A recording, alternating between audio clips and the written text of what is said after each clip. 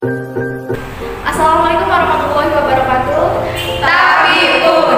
Kami mahasiswa-mahasiswi dari Sekolah Tinggi Agama Islam Tulang Bawang Program Studi Ekonomi Syariah 6B dari kelompok 2 yang beranggotakan saya Fiankara Mawati Dewi, saya Dini Mailani, saya Supriyadi, saya Jessica Purwantaulia, saya Islam Putra, yang akan membahas materi tentang materialitas dan risiko audit untuk memenuhi tugas mata kuliah auditing yang diambil oleh Bapak Edo Akbar Yamin, Sarjana Ekonomi, Magister Manajemen. Nama saya Fiankara Mawati Dewi dari kelompok 2. Saya akan membahas tentang materialitas. Materialitas adalah besarnya nilai yang dihilangkan atau salah saja informasi akuntansi yang dilihat dari keadaan yang melingkupinya. Dapat mengakibatkan perubahan atau pengaruh terhadap pertimbangan orang yang meletakkan kepercayaan terhadap informasi tersebut. Definisi tersebut mengharuskan auditor untuk yang pertama, keadaan yang berkaitan dengan entitas dan kebutuhan informasi yang akan meletakkan kepercayaan atas laporan keuangan auditor.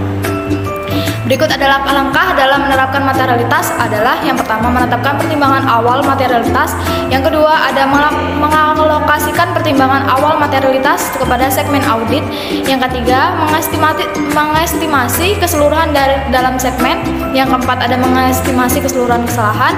Yang terakhir, ada membandingkan keseluruhan estimasi dengan pertimbangan awal materialitas yang telah direvisi. Nama saya Jaskia Permata Aulia dari kelompok 2. Saya di sini akan membahas tentang pertimbangan pendahuluan tentang materialitas. Karena sifat yang relatif, maka tingkat materialitas dapat berubah selama pelaksanaan audit. Tingkat materialitas bisa berubah-ubah karena satu, kondisi sekeliling yang mempengaruhi perusahaan berubah. Dua, tambah informasi tentang klien mungkin diperoleh selama pelaksanaan audit. Tingkat materialitas awal yang direncanakan suatu perusahaan dapat berubah karena kedua hal tersebut. Sebagai contoh, tingkat materialitas yang direncanakan bagi perusahaan yang terancam bangkrut adalah 0,5% dari modal sendiri. Apabila perusahaan ini dapat dilepaskan dari masalah kebangkrutan tersebut, maka tingkat materialitas akan dinaikkan misalnya menjadi 1,0% dari modal tersebut. Sebagaimana ditentukan di atas, konsep materialitas ini diterapkan di dalam merencanakan pelaksanaan audit. Dalam perencanaan audit, auditor menentukan materialitas pada dua tingkatan. Yang pertama, materialitas pada tingkat laporan keuangan. Salah saji dapat disebabkan ada tiga. Salah penerapan prinsip akuntansi yang berlaku umum. Dua, penyimpanan dari kenyataan sesungguhnya. Tiga, penyembunyian informasi. Nama saya Supriyadi dari kelompok 2. Di sini saya akan membahas dua konsep yang melandasi keyakinan yang diberikan auditor.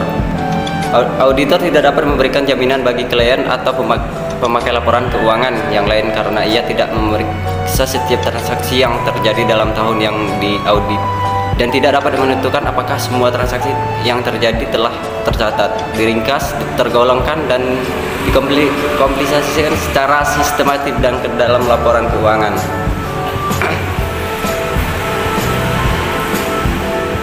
Dua konsep yang melandasi keyakinan yang diberikan auditor. Yang pertama, konsep materialitas menunjukkan seberapa besar salah saji yang dapat diterima oleh auditor agar pemakai laporan keuangan tidak berpengaruh oleh salah saji tersebut. Yang kedua, konsep risiko audit menunjukkan tingkat risiko kegagalan atau untuk mengubah pendapat atas laporan keuangan yang berisi salah saji material. Saya Dini Mailani dari kelompok 2. Di sini saya akan menjelaskan tentang risiko audit. Pertama, pengertian risiko audit. Risiko audit adalah risiko yang terjadi dalam hal auditor tanpa disadari tidak memodifikasi pendapatannya sebagaimana mestinya atas suatu laporan keuangan yang mengandung salah saji material. Risiko audit dibagi menjadi dua. Yang pertama, risiko audit keseluruhan. Pada tahapan perencanaan auditnya, auditor pertama kali harus menentukan risiko audit keseluruhan yang direncanakan, yang merupakan besarnya risiko yang ditanggung oleh auditor dalam menyatakan bahwa laporan keuangan disajikan secara wajar. Padahal kenyataannya, laporan keuangan tersebut berisi salah saji material. Yang kedua, risiko audit individual. Karena audit mencakup pemeriksaan terhadap akun-akun secara individual, risiko audit keseluruhan harus dialokasikan kepada akun-akun yang berkaitan. Resiko audit individual perlu ditentukan untuk setiap akun karena akun tertentu seringkali sangat penting karena besar saldonya atau frekuensi transaksi perubahan. Terdapat 3 unsur audit. Yang pertama, risiko bawaan, yaitu kerentanan suatu saldo akun atau golongan transaksi terhadap suatu salah-saji material dengan asumsi bahwa tidak terdapat kebijakan dan prosedur pengendalian intern yang terkait. Yang kedua, risiko pengendalian, yaitu risiko yang terjadinya salah-saji material dalam suatu asersi yang tidak dapat dicegah atau dideteksi secara tepat waktu oleh pengendalian intern entitas. Yang ketiga, risiko deteksi, yaitu risiko sebagai akibat auditor tidak dapat mendeteksi salah-saji material yang terdapat dalam suatu asersi. Nama saya Ifama Sufa dari kelompok 2 yang akan membawakan materi tentang hubungan antara materialitas, resiko audit, dan bukti audit. Berbagai kemungkinan hubungan antara materialitas, resiko audit, dan bukti audit sebagai berikut. 1. Jika auditor mempertahankan resiko audit konstan dan tingkat materialitas dikurangi, auditor harus menambah jumlah bukti audit yang dikumpulkan.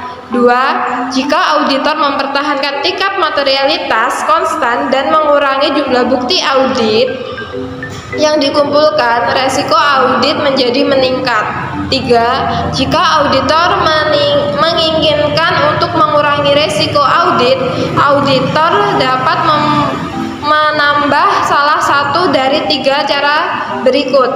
A. Menambah tingkat materialitas, sementara itu mempertahankan jumlah bukti audit yang dikumpulkan.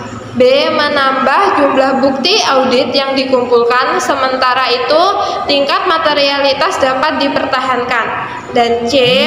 Menambah sedikit jumlah bukti audit yang dikumpulkan dan tingkat materialitas secara bersama-sama. Sekian pembahasan dari kami akhiri. Wassalamualaikum.